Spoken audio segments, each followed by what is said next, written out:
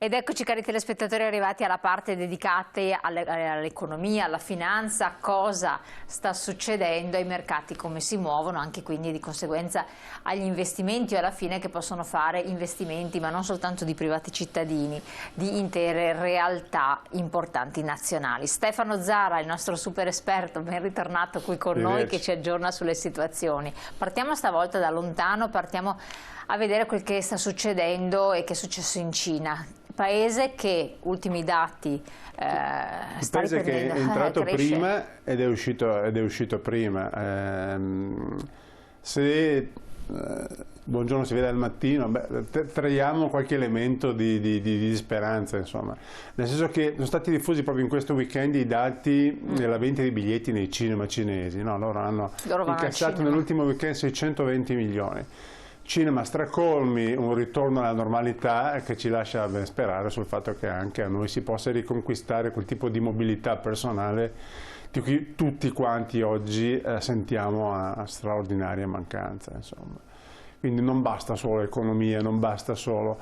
Alla fine vediamo che Covid ha stoppato un certo modo di lavorare, di pensare, anche di vivere, e ha accelerato in maniera clamorosa alcuni trend, non solo trend digitali, li ha accelerati in tutto il mondo, quindi non pensiamo che sia un qualcosa che riguarda alcune zone del mondo e altre meno, no? Riguarda un po' tutti.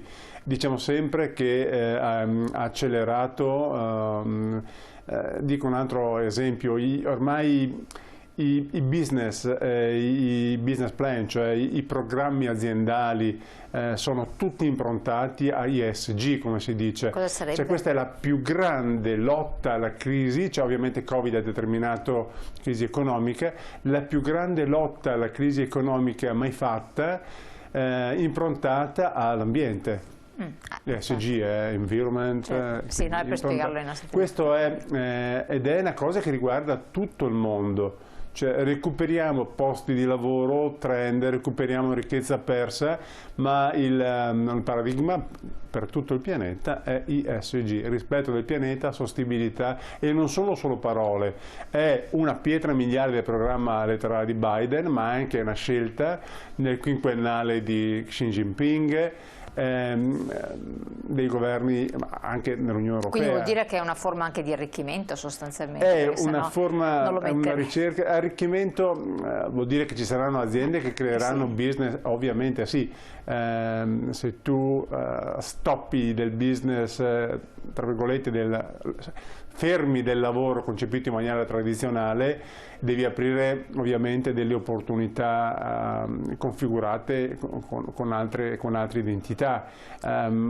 Se la traduciamo nello specifico, vediamo che già lo scorso anno i piani industriali pluriennali dell'impresa sono fortemente cambiate. General Motors ha detto che dal 2030 farà solo macchine elettriche, Volvo l'aveva già detto l'anno precedente, quindi nel 2018 Volvo aveva già dichiarato questo.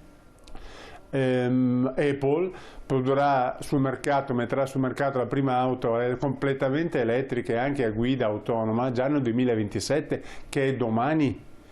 Sta assumendo e portando via centinaia di ingegneri da Tesla piuttosto che dai concorrenti per accelerare questo processo. Noi lo vediamo già dalle quotazioni delle materie prime, quali l'argento, il litio, impiegate nella realizzazione di nuovi accumulatori. Sta generando un processo molto concreto. Si è concretizzato la scorsa settimana, è data notizia anche solo 24 ore, un accordo bilaterale tra Germania e Francia per fare delle fabbriche insieme per fare accumulatori, batterie per auto. Di questo accordo noi ne siamo rimasti fuori. Ecco.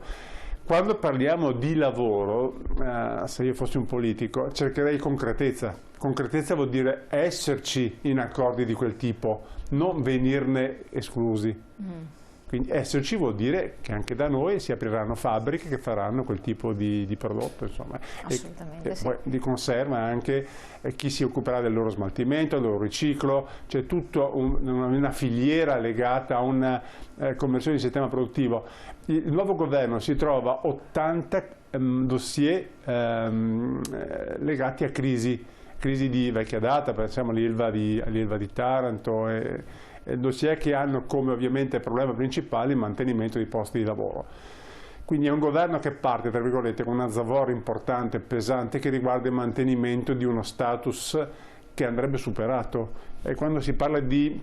Noi leggiamo la crisi vedendone il problema immediato, non riusciamo, è quello che si legge dai giornali sostanzialmente, abbiamo un approccio un po' tra il miope e un po' tra il provinciale, nel senso leggiamo il male come lo si rappresenta, ma senza nessun tipo di apertura se non marginale all'obbligo di prendere strade diverse che questa situazione ci impone, non solo in ambito industriale e produttivo, ma abbiamo imparato cos'è smart working, l'abbiamo imparato lo scorso anno, e di questa modalità le aziende non se ne dimenticheranno, sarà una modalità presa per regola, ecco. Lo stavano già facendo, ma ovviamente la quota di smart working sarà ampliata in molte aziende. Questo vuol dire un cambio di generalità, di comportamento, anche di abitudini. Ritornando un po' al discorso che anche si era accennato prima, partiamo da lontano, partiamo dalla Cina, che ha avuto questo incremento del PIL, e quindi il paese in assoluto che sta andando meglio, sembra, almeno questi dati. È uscito dall'emergenza sanitaria e quindi... Ecco, è solo il fatto di essere uscito dall'emergenza sanitaria che quindi ha dato questo slancio. Ci sono state altre strategie che sono state adottate, che magari in Occidente non è avvenuto così, o anche negli Stati Uniti o in altre realtà. Ne abbiamo parlato altre volte, cioè la leadership di Xi Jinping è una leadership a vita, quindi il potenziale che ha una programmazione economica di un leader che è destinato a non essere mai messo in discussione. Gli dà tranquillità. Gli dà assolutamente tranquillità, sicuramente gli dà il lungo periodo, ma parliamo di un'area geografica, di un paese che già da almeno 3 anni, almeno 5 anni, ha cercato in maniere concrete di cambiare pelle, di non essere solo la factory del mondo, cioè il posto dove si fa la roba, ma il posto è anche dove si fa roba di alta qualità, quindi migliorare il profilo qualitativo della produzione, spostando ovviamente la lancetta sulla high tech, sulla tecnologia, sulla biotech anche, e cercando una distribuzione sempre più efficace della ricchezza. Noi ricordiamoci, la classe media cinese sta diventando qualcosa di percepito e percepibile. Questo crea una classe di consumatori, anche di beni di lusso. Quasi tutti i marchi del lusso europeo hanno aperto in Cina, quindi ci sono i ricchi cinesi, aumentano i consumi anche della classe media, aumenta un benessere, il reddito per capite è salito, quindi il fatto di essere usciti, di aver imboccato in maniera decisa anche la ricerca tecnologica nel campo delle biotecnologie ha fatto sì che oggi Cina, dopo gli Stati Uniti, sia il laboratorio per l'intelligenza artificiale più avanzato al mondo. Questo significa che è diventato un mercato interno importante, cioè la roba che fanno se la comprano anche, non sono obbligati a venderla a noi per mantenere... Infatti, questo praticamente va a discapito anche nostro, perché dal momento in cui loro diventano anche autosufficienti sotto questo profilo, esportano, ma anche nel contempo hanno dei consumi interni attivi, che era quella un po' la strategia famosa di lungo periodo di cui si parlava anni fa, no? Certo. E poi insomma il fatto di avere una catena di comando molto corta, far sì che le decisioni sono ovviamente centralizzate, che in periodi di crisi è un vantaggio, insomma, avere un'unità di comando unica che ha una supervisione immediata e rigida e riesce a prendere decisioni in maniera veloce e rapida, che faccia rima poi con dittatura, è il loro tallone d'Achille. Noi diciamo sempre che il loro limite è quella di essere un regime capitalistico, una dittatura di mercato, che sono sostanzialmente un ossimoro, cioè il mercato fa rima con altre cose, che è la diffusione, la libera diffusione delle idee, pochi steccati, molta deregulation. Ci chiediamo ancora adesso fino a che punto riusciranno a far girare, sai, come quel gioco di equilibrio dove si fanno girare i piatti, come manterranno sempre questo equilibrio fra quello che è una tensione naturale di un mondo completamente interconnesso a ricercare la democrazia e la libertà, e il fatto di dover comunque mantenere un'identità di regime. è un'oligarchia, no? Che non è una cosa così. Più facile in Russia, dove la ricchezza è molto meno distribuita, molto più complicato in un paese molto ampio come la Cina, ma la Cina è anche un grande paese rurale con delle dinamiche molto più, tra virgolette, controllabili.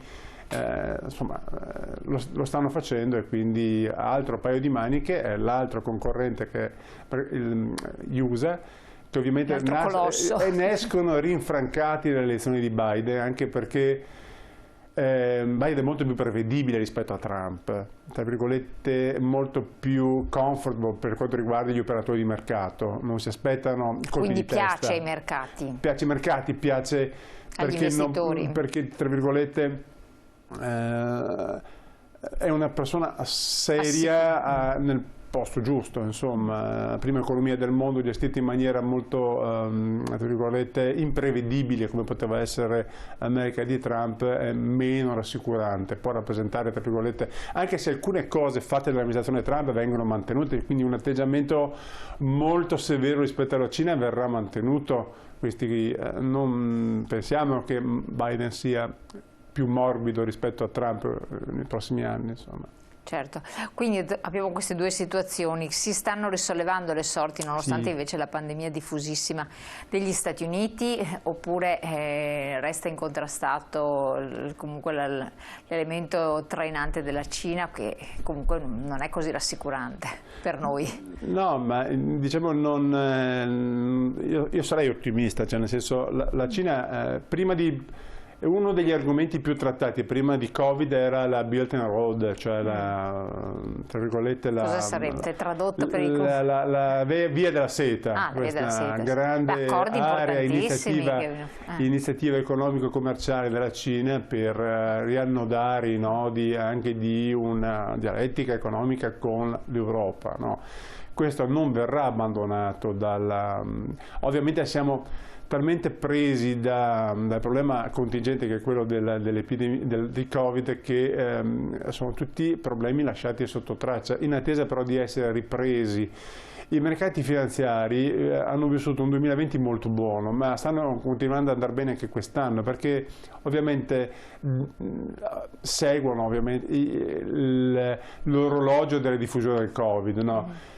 Uno degli elementi di crisi potrebbe essere la riscontrata relativa efficacia del vaccino, che è stato un elemento che ha ridato slancio ai trend di mercato verso l'autunno scorso, quando si è diffuso la voce che Moderna e Pfizer avevano trovato l'antidoto e questo poteva essere distribuito. L'orologio della crisi è un orologio legato da una parte alla diffusione del virus, dall'altra parte alla distribuzione del vaccino. Questa è le grandi evidenze di cui dobbiamo tener conto, se dobbiamo capire.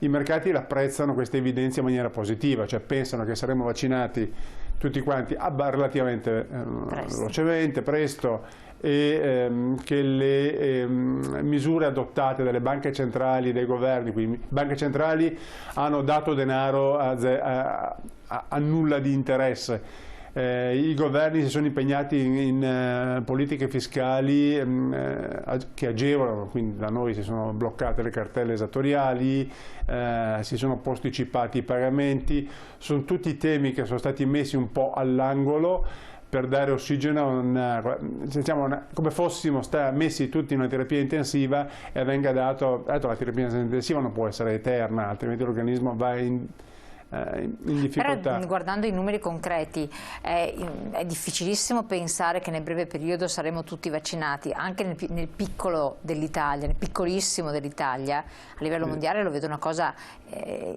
impossibile quasi, perché i numeri sono talmente spaventosi. L'unico paese che ha delle cifre veramente notevoli, Israele, in cui è stato già vaccinato credo il 25% della popolazione, al secondo posto l'Arabia Saudita, quindi la parte medio orientale molto più avanti, sono pochi, ovviamente sono pochi. Sono anche bene individuabili.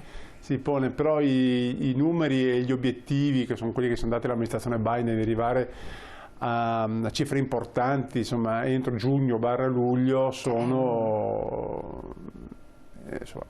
da noi appena stanno incominciando con gli ottantenni, ora che salgono su, anche da noi arriveremo alla fine dell'anno e poi bisognerà ricominciare il giro. Queste sono, tra virgolette, le... Perché rassicura questo i mercati? Se, per esempio, dico, ma perché ti rassicura questo ai mercati nel momento in cui, per esempio, da noi si affrontano per blocchi di età? Sopra i 80 anni, per esempio, che tipo di garanzia nonostante ciò, ecco, queste sono ovviamente scelte fatte sul tipo di incidenza che ha il virus sugli organismi di persone che hanno stato avanzato d'età.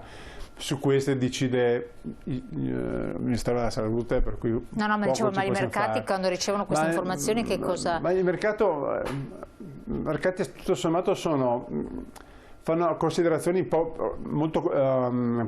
molto articolate, insomma, non lo fanno leggendo i giornali, cioè, per loro sostanzialmente l'andamento attuale, i grafici e le previsioni di incidenza della diffusione del virus attuali e le previsioni di incidenza del virus contemporaneamente alla somministrazione del vaccino sono tali per cui si prevede di continuare a far sì che le imprese, le aziende, le fabbriche rimangano aperte, che le aziende continuano a dare, quindi continuano, sì, ci sono dei dossier tipo la concentrazione del sistema del credito, la Belt and Roll, la via della seta, certi che ovviamente avranno delle connotazioni accelerate, cioè si cercherà di fare prima quello che siamo costretti a stoppare un anno fa, non a non fare, a far prima, e un certo tipo di forzata ma massiccia conversione al verde, al digitale, non sarà una enunciazione in termini, ma dovrà essere fatta e fatta velocemente, perché gli altri lo stanno già facendo.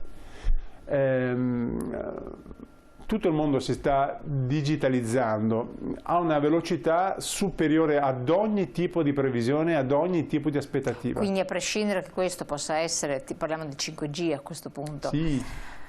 Salutare o non salutare fa parte di un certo processo, sarà irrefrenabile, di conseguenza ce lo dobbiamo tenere. 5G è quello che noi percepiamo perché è una cosa che capiamo, no? Riguarda la diffusione e la trasmissione di dati, ma non solo 5G, tutto quello che è lo spostamento di merci, tutto quello che è l'automotive, cioè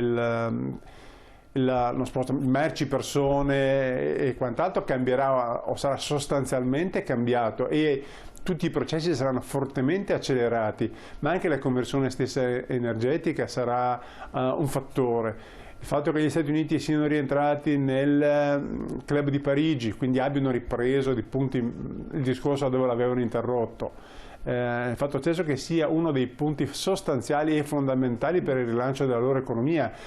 Tutti gli incentivi che la nuova amministrazione darà all'industria dell'auto verranno dati soltanto se oppure soltanto a imprese sindacalizzate e che faranno una produzione di auto elettriche. Quindi non possono darle a chi continuerà a fare auto a gasolio e o a benzina, nel caso loro a benzina.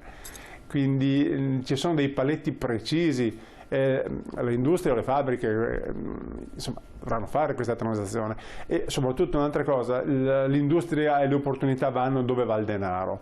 250 miliardi che vanno nell'ultimo trimestre del corso anno nel biotech, e sono quanto di più percepito, poi insomma si creano posti di lavoro e si realizzano infrastrutture, si realizzano fabbriche perché c'è denaro e c'è chi ci investe. Chiaro. Il denaro va là, quindi non è l'imprenditore che decide, che abbiamo una sorta di capitalismo autonomo che ha una sua testa, una sua logica. Ormai insomma non esistono più. Anche le imprese, dobbiamo uscire da un concetto di identificare l'impresa tal dei tali come un'impresa solamente americana o un'impresa solamente europea. Le persone che ci lavorano, le competenze che ci lavorano sono talmente trasversali e talmente multinazionali che è difficile collocarle. Le imprese dell'high tech sono straniere, sono un patrimonio tutto l'high tech ha due facce, una faccia USA e una faccia cinese. Tutto quello che noi vogliamo sapere oggi di nuovo sul tech, sul digitale, non lo facciamo leggendo in italiano. E questo è un dato di fatto. Sì. E soprattutto lo facciamo leggendo i giornali, non c'è quasi nulla. Quindi allacciandoci agli investimenti conviene guardare verso questi orizzonti per pensare di... Ma stiamo vivendo un processo talmente ampio come dimensioni, come entità, come impatto, come se ci trovassimo all'interno di una rivoluzione di cui non ne percepiamo ancora i contorni e le dimensioni. Abbiamo detto altre volte che quando si sono presentate le grandi rivoluzioni, pensiamo piccole o grandi, insomma, che hanno cambiato comunque il nostro modo di vivere, nel momento in cui sono arrivate non sono state percepite come tali, però sono diventate quello che ha cambiato il nostro modo di vivere. Allora, benissimo, grazie Stefano Zara. Ai noi cambia il nostro modo di vivere velocissimamente, quindi bisogna tenere i passi con i tempi, aggiornarsi sempre per evitare poi di commettere degli errori di strategia per chi può attuare di queste strategie. Ringraziando il nostro ospite noi chiudiamo anche questa puntata e naturalmente l'appuntamento è prestissimo. Grazie.